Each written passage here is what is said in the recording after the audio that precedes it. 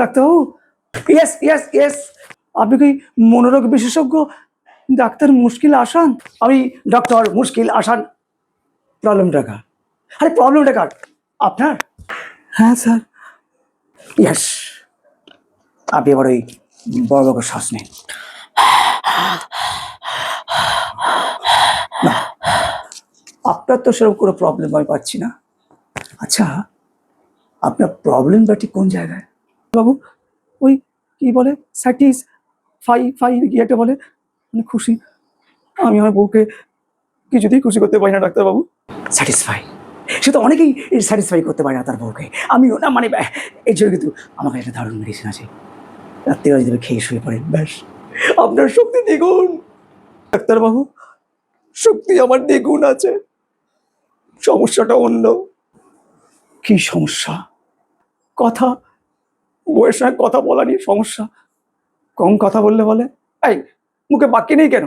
মুখে কি কুলু পেটে বসার জন্য একটা করছো? কি মুশকিল। আবার যদি একটু কথা বলি তখন বলে, এই কানের সামনে একদম ভেজা ভেজা করবে না, তোমার কথা না আমার কানে শুনতে একদম অসহ্য লাগে। আপনি বলুন ডাক্তারবাবু, আমি এখন কোথায় যাব? কথা বললেও জ্বালা, না বললেও জ্বালা। এটা অনেকটা জানেন তো, বাঙালির অ্যাসিডিটি প্রবলেমের মতো। মানে অ্যাসিডিটি নিয়ে এমন বাঙালি খুঁজে পাওয়া খুব কষ্টকর।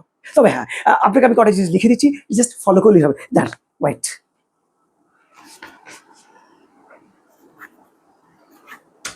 এই লেখাটা আপনি প্রপার ফলো করেন, ব্যাস আপনি 3 দিন পরে এসে আমাকে রিপোর্ট করবেন, দেখবেন আমি ঠিকঠাক আছেন।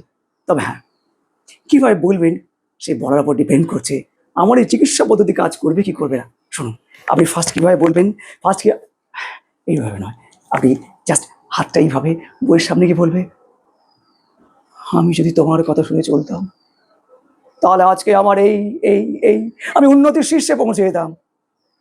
তোমার কথা শুনে চলিনি বলে আজকে আমার এই অবনতি হয়েছে।